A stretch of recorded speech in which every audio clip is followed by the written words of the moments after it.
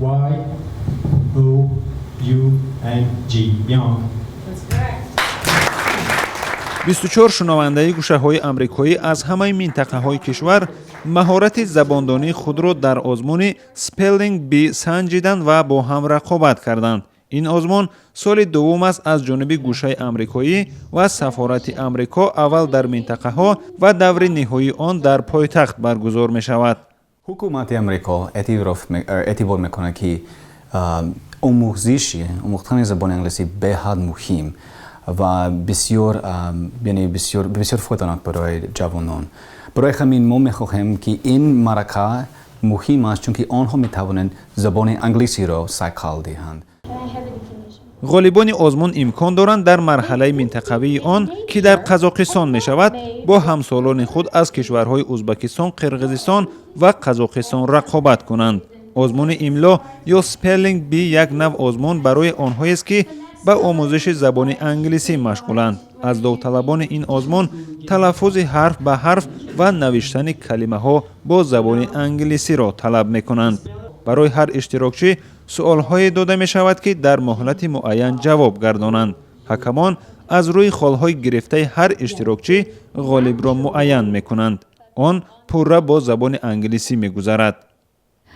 як озмуни шавқовар аст ки на танҳо барои бойгардондани фонди луғавии мо, инчунин барои бойгардондани ҳам ҷаҳонбинии мо ва ҳам шиносоӣ аз наздик бо худи фарҳанги амрикоиён ва шиносоӣ бо амрикоиёне ки дар сафоратхонаи амрикои пойтахт ҳузур доранд, бо онҳо шинос шудем ва инчунин беҳтарин чизе ки аз ин озмун мо гирифтем ин шиносоӣ бо дӯстони зиёд аз ҳар гӯшаи канори Тоҷикистон буд.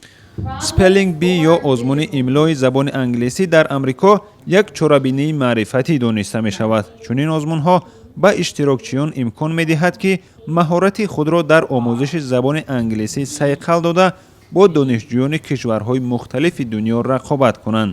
ҷавонони тоҷик ҳам бо дар назардошти бозори меҳнат талош мекунанд забони англисиро аз худ кунанд. چه خیلی که ما میدونیم امسال سال بخشیده به رشد سیاحی بخشیده شده است و با گمانم که زبان انگلیسی در این جنبه خیلی یک نقش مهمی رو میبازد. تشکر زیاد ما به مثال به سفارت آمریکا و به دیگر آموزگاران میرسونیم که در این جاده همه وقت با ما یاری میرسونند و در اینجا بیشتر ما گویم مهارت زبان انگلیسی و گویم مهارت‌های راهبریت رو سیقل می‌دهیم. سفارت آمریکا با در نظر داشتی آن که توجه جوانان تاجیک به آموزش زبان انگلیسی بیشتر است، تصمیم دارد توسط چنین آزمون و برنامه‌های فرهنگی برای آموزش زبان به جوانان کمک کند. دانستن زبان انگلیسی در تاجیکستان امکان می‌دهد برای پیدا کردن جای کار موافق انتخابی بیشتر داشته باشید. جوانان هم می‌دانند که به دانستن زبان انگلیسی آرزوی تحصیل در دانشگاه‌های خارجی همچون رؤیا باقی می‌ماند.